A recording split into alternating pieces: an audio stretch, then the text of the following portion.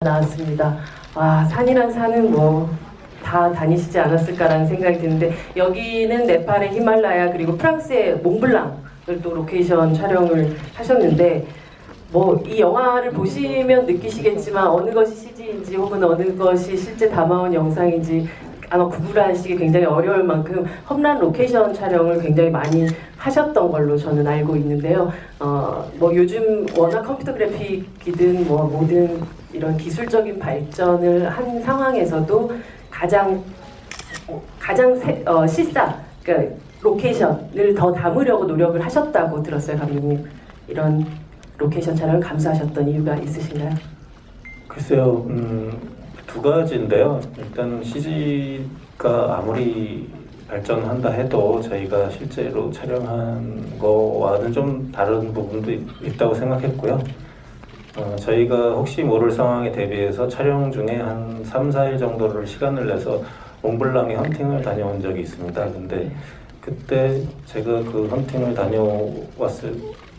와서 느낀 게 굉장히 실감나고 뭔가 그 영화를 찍는데 큰 도움이 된다는 생각이 들었었거든요. 그래서 기회가 된다면은 스태프과 배우분들이 다 와서 여기서 촬영했으면 참 좋겠다. 좋은 그림도 없고 뭔가 이 영화에 대해서 좀 더 이해할 수 있는 그런 경험이 되지 않을까라는 생각을 했었는데, 행운인지 불행인지 저희가 촬영하면서 올 초에 날씨가 좀 생각보다 평년에 비해서 굉장히 따뜻했어요. 그래서 저희가 눈이라든지 이런 것을 인공적으로 만드는데 좀 애로사항이 많았었고, 그래서 촬영을 조금 못한 부분이 생기면서 몽블랑에 가게 됐습니다. 그래서 저는 뭐 투자자분들에게는 좀 죄송한데 제작비도 좀 상승하고 그 덕분에 했지만, 그래도 영화의 퀄리티를 위해서는 굉장히 좋은 것이 아니었나 그렇게 생각합니다.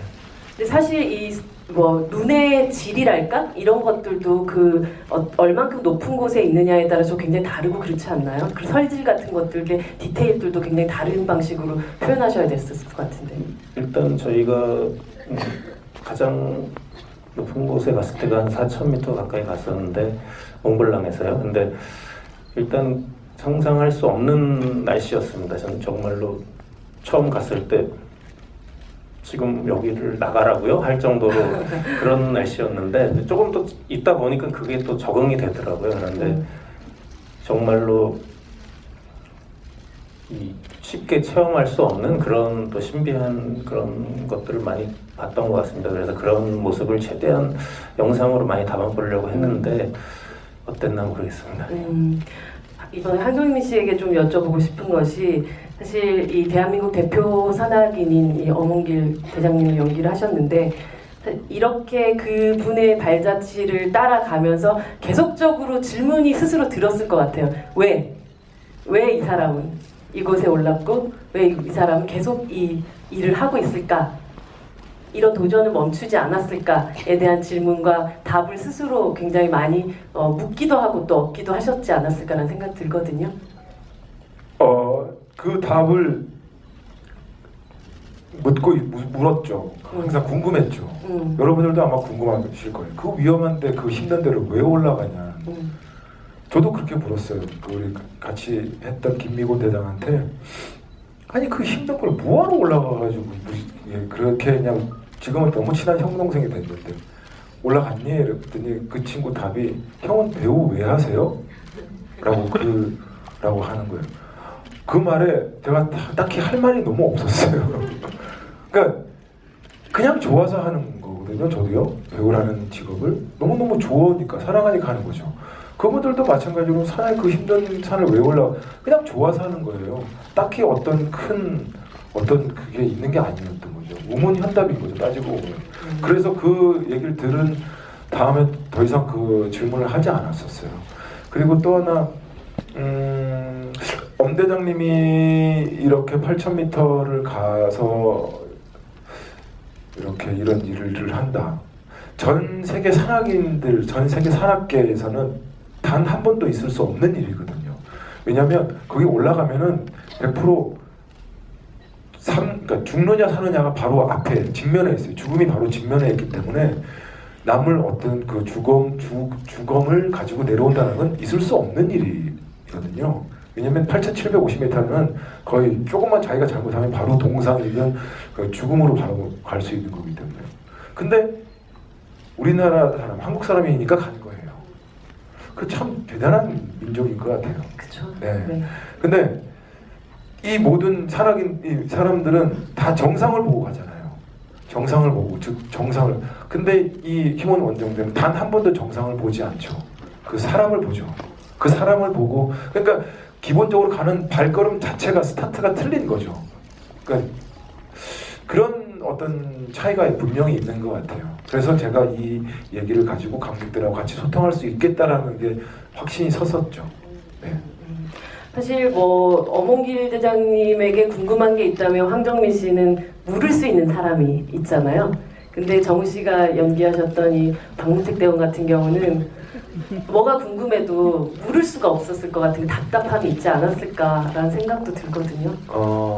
우선은 뭐 답답함보다는 그 부담감이 굉장히 있었긴 했었는데 그 부담감 속에서 촬영을 하게 되면 정말 너무 긴장되고 경직이 돼서 아무것도 못할 것 같더라고요. 그래서 만약에 내가 정말 박무택이라면 이라는 생각을 가지고 촬영에 임하면서 그렇게 조금씩 기댔던 것 같고, 더군다나 또 그 있는 사실 그리고 그 감정에 대해서는 진정성을 가지되 또 새롭게 표현하는 것도 제가 맡은 캐릭터를 제가 연기하는 배우니까 배우의 몫이 아닌가라는 생각을 가지고 위로하면서 그렇게 촬영했던 것 같아요. 영화 속에서도 파타이처럼 이 두 사람을 만나는 그런 장면들이 있듯이 혹시 꿈속에서라도 그분이 한번 오셨거나 그런 느낌 같은 것들 받았던 적 있으셨어요? 마지막에 이렇게 숨을 거둘 때 그 촬영을 할 때는 꿈에 나타나시거나 그러지는 않았었는데 그 마지막 그 숨을 거두는 씬에서는 그 연기를 할 때는 정말 너무너무 안타까웠어요. 네. 너무 처절하겠다. 그 연기를 하고 있는 나도 그런 감정이 생기는데 정작 그 본인은 얼마나 처절했겠나라는 생각에 좀 많이 안타까웠던 것 같아요. 네. 김인권 씨의 역할이야말로 정말 가장 물론 뭐 이후에는 다들 모두 든든한 선택을 하시기도 했지만 그 순간 모든 사람들이 쉽게 할 수 없는 어떤 선택을 하시게 된 역할이잖아요. 네. 본인이었다면 과연 이런 선택을 할 수 있을까에 대한 질문들도 굉장히 많이 하시지 않았을까라는 생각이 들었거든요. 시나리오 보고는 이거는 사람이 할 수 없는 행동이죠. 네. 아니 아까 그 산악인들이 그 주검을 가지고 내려오는 것이 불가능한 세계적으로 있을 수 없는 일이라고 했는데 산악인들 사이에서 만약에 부부끼리 산에 올라갔다가 해발 뭐 한 7, 8천에서 올라갔다가 부부끼리 한 사람이 잘못돼도 두고 내려오는 게 룰이라고 얘기를 네. 할 정도로 그러니까 굉장히 위험한 곳이에요. 근데 그곳에 제가 박정복이라는 사람이 올라가는 것은 그것이 산에 가는 이유이기도 하죠.